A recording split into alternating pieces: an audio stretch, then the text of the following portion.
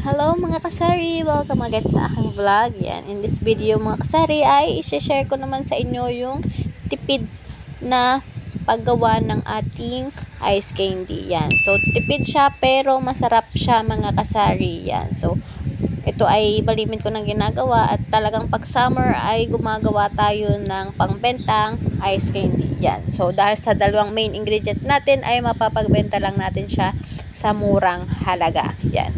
No, dito sa ating ingredients ay hindi na natin kailangan maglagay ng asukal at the same time ng gatas mga kasari. Yan.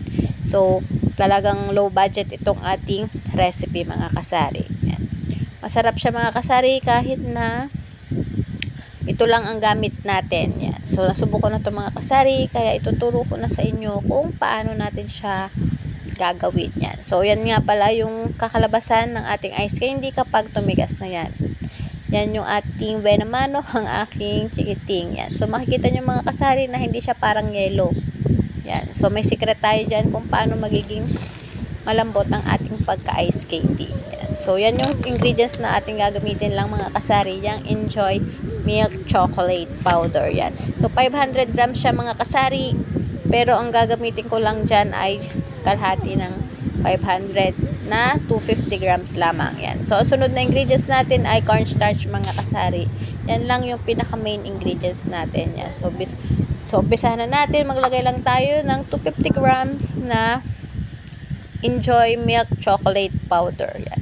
So, wag natin ibubuhos lahat yung kalahati mga kasari kasi dapat utay-utay lang para mas maganda at mas madali nating mapamelt yung ating powder. Yan. So, para mas maalwa nating matunaw yung ating powder mixture. Yan. So, hahaluin lang natin mga kasari ang ating chocolate hanggang sa mawala yung buo-buo. Yan. So, sa pagtunaw mga kasari, kailangan natin ng hot water. Yan. Hot water po ang inilalagay ko dyan para mas maganda ang pagka-tunaw niya at mabilis. Kasi pag malamig, tendency na talagang parang bubbles siya at mahirap siyang tunawin. Yan. So, ganyan lang mga kasari ang ating pagtunaw dyan. Utay-utay lang din mga kasari ang paglagay natin ng tubig ha. Kasi baka maparami naman yung ating tubig. Yan. So, ayan. Utay-utay nga lang ang paglalagay hanggang sa ma-reach na natin yung 250 grams na gagamitin natin sa ating paggawa ng ice candy. Yan. So, alaga dapat sa ating paghalo ang ating mixture na yan.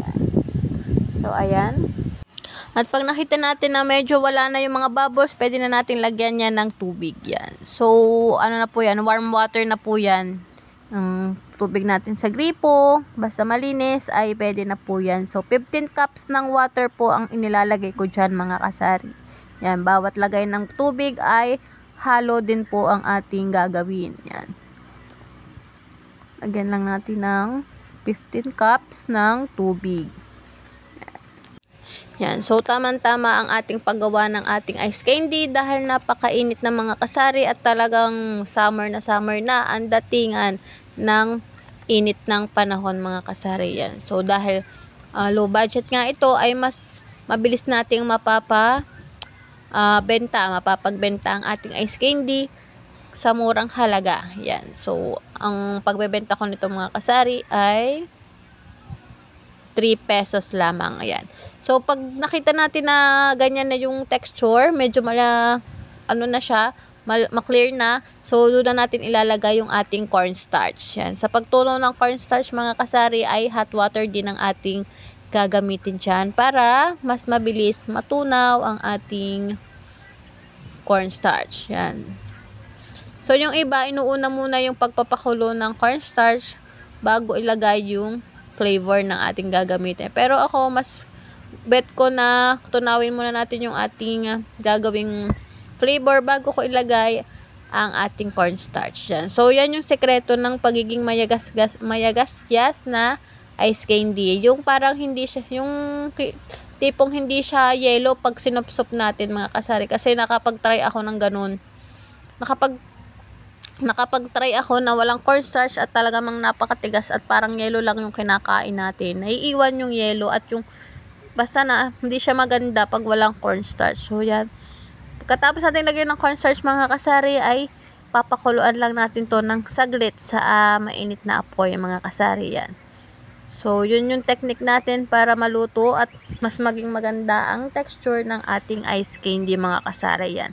Para na siyang nagiging creamy. Parang naging ice cream din na siya mga kasari yan. So, try nyo to mga kasari at talaga namang napaka sulit at malaki ang tutubuin natin dyan. So, kumukulo na, pwede na natin siyang hanguin sa apoy. Yan. So, palalamigin na natin siya mga kasari at pwede na natin yan mamayang balutin yan. So, ganyan na yung kakalabasan natin mga kasari, diba? Para talaga siyang hot chocolate. Yan, sarap niyan mga kasari. Talagang subok na natin. Sa pagbabalot mga kasari, ang gamit ko po ay 1.5 by 10. Yan. Sure yung gamit natin na pangbalot.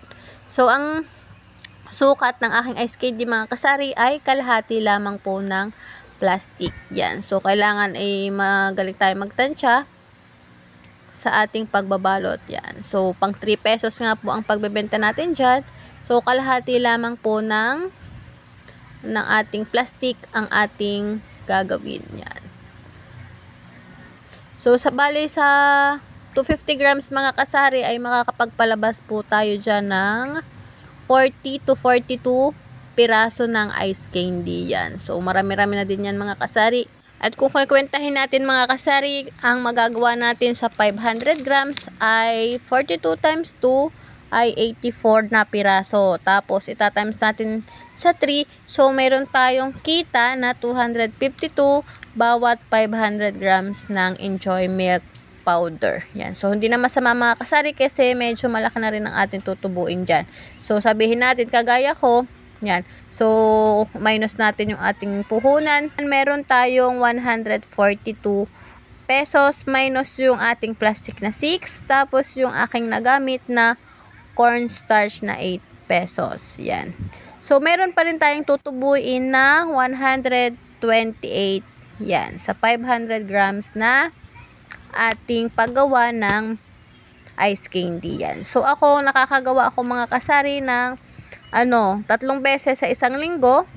So, 128 times natin sa 3 mga kasari. So, equals 384. Yan po yung tubo ko sa isang linggo mga kasari. 384. Yan. So, kagaya natin, nakakaubos nga ako ng 3 beses. Nakakagawa akong 3 beses sa isang linggo. Tapos, kunyari, consistent na paggawa natin sa isang buwan, magkakaroon tayo ng kita na, 384 times 4, ay magkakaroon po tayo sa isang buwan ng 1,536 mga kasari yan. So, malaki na ring tulong to mga kasari, lalong-lalo na sa pagbabayad natin ng kuryente.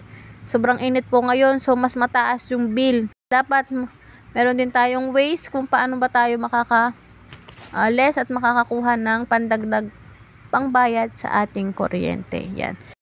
So, yan lang mga kasari at hope na sana ay nagustuhan nyo yung ating video. At kung nagustuhan nyo mga kasari, please subscribe and click the notification bell para lagi po tayong updated sa ating mga videos. So, yan lang mga kasari. Bye-bye. Happy watching po sa inyo.